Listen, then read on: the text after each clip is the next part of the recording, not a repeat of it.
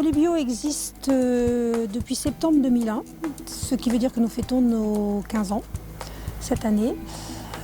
Aujourd'hui, nous avons démarré à 2 et aujourd'hui, nous sommes 12.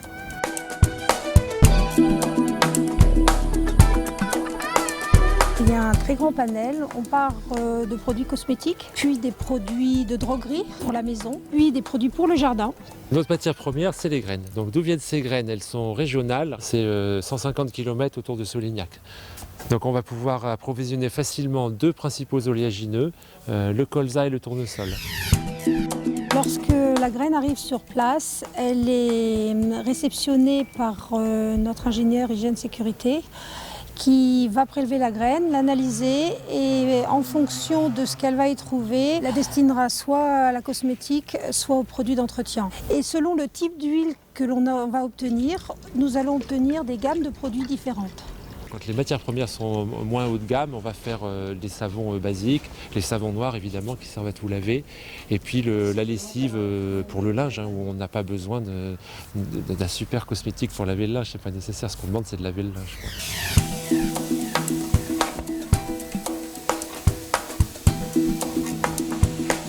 Après, ça part en fabrication.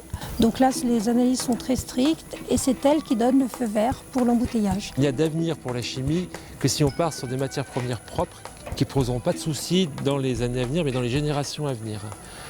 C'est tout le débat qu'on a aujourd'hui sur les perturbateurs endocriniens. La clé de la chimie aujourd'hui, c'est 0 perturbateur endocrinien. Donc forcément, c'est du bio. Il n'y a que dans l'agriculture bio qu'on ne trouve pas de perturbateurs endocriniens.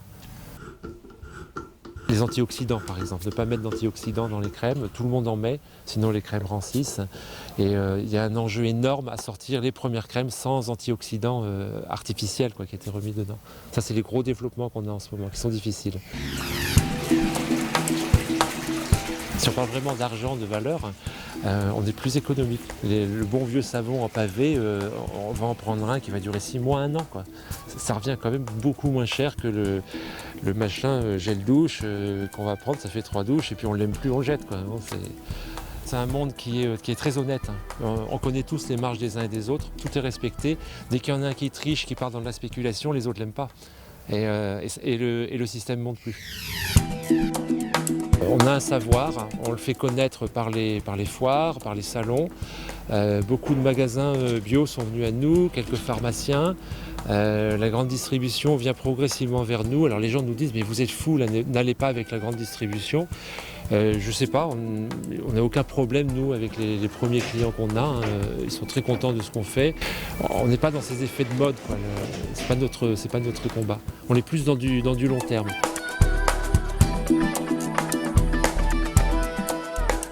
Il y a 5 ans, on avait trituré, je crois, 5 tonnes de graines. Cette année, on va faire 80 tonnes, je crois.